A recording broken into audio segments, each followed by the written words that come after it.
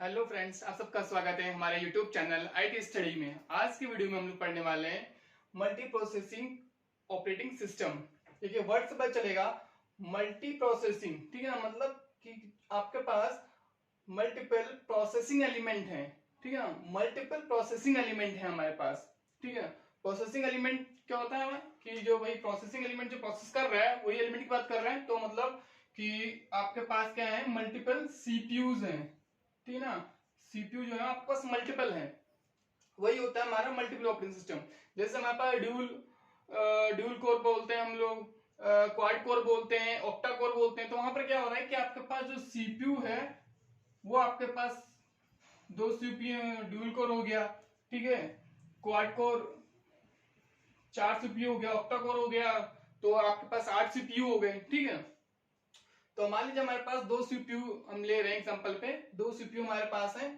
तो इसमें क्या होगा कि अब इससे पहले क्या था, जैसे मल्टी प्रोग्रामिंग वगैरह में क्या था कि आपके पास एक सिंगल सीपीयू था, तो उसी को हम एक सिंगल सीपीयू को हम लोग प्रोसेस दे रहे थे, वन बाय वन सारे सारे प्रोसेस लिया जा रहा था और वो एग्जीक्यूट कर रहा था, ठीक है। यहाँ पर क्या है कि यहाँ पे आपके पास दो सीपीयू हो गए, तो हमने क्या किया, यहाँ पे पहले जो सीपीयू 1 है हमारा, ठीक है, ये सीपीयू 2 हो गया, तो 1 वाले को हमने एक प्रोसेस दे दिया P1, ये इसको एग्जीक्यूट कर रहा है, ठीक है। उसके बाद दूसरा अगर प्रोसेस आया तो हमने P2 प्रोसेस हमने सीपीयू 2 को दे दिया अपना, ये एग्जीक्यूट कर रहा है, ठीक है। तो मतलब पैरेलल ही आपका जो सीपीयू है वो वर्क कर रहा है, प्रोसेस को एग्जीक्यूट कर रहा है, ठीक है। तो इसलिए कहा जाएगा कि पैरेललाइज्ड इंक्रीज कर रहा है, यहाँ पैरेलली आपकी प्रोसेस चल रही है, ठीक है। ऐसा नहीं कि हमें वेट करना पड़ा है कि हमारा P1 जो है हमारा एग्जीक्यूट कर जाए उसके बाद हम P2 को लगाएं, ऐसा नहीं है। दोनों प्रोसेस पैरेलली रन करेंगी, दोनों प्रोसेस पैरेलली एग्जीक्यूट कर रही है यहाँ पे, ठीक है, क्योंकि दो दो सीपीयू है हमारे पास, ठीक। तो एक एक सीपीयू को एक एक प्रोसेस दे दिया गया है। दूसरा क्या, एफिशिएंसी इंक्रीज कर रही है आपकी, भाई एफिशिएंसी इंक्रीज कर जाएगी, क्योंकि क्या है कि दोनों जब पैरेलल एग्जीक्यूट कर रही है तो दोनों का आउटपुट हमको निकल के आएगा, हमको वेट नहीं करना है किसी भी चीज का। अब मान लो क्या हो रहा है कि कोई तीसरा प्रोसेस हुआ, कोई तीसरा प्रोसेस आया, उसको हमने क्या किया, हमने तीसरा प्रोसेस यहाँ दे दिया, ठीक।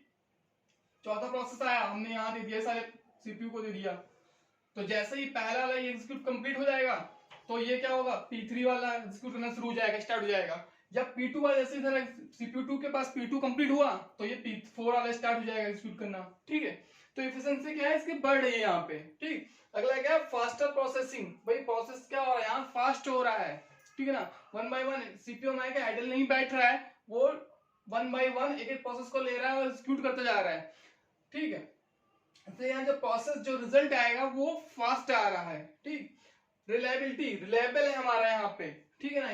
तो ऑपरेटिंग सिस्टम जो रिलायबल है, वो क्यों बोला है रिलायबल, क्यों बोला जा रहा है कि भाई मान लीजिए ऐसा हो रहा है कि किसी भी रीजन से हमारा सीपीयू पहला वाला, मान लीजिए कोई कुछ भी रीजन से डाउन हो जा रहा है, ठीक है ना, ठीक है ना, स्लो हो गया, कोई डाउन हो गया हमारा, बैठ गया, ठीक है, किसी भी रीजन से। तो क्या हो रहा है कि मान लीजिए P1 एग्जीक्यूट कर गया, उसके बाद हमारा P1 के बाद प्रोसेस में कोई प्रॉब्लम हो गई, ये डाउन हो गया, ठीक ना, एग्जीक्यूट करना स्लो कर दिया इसने।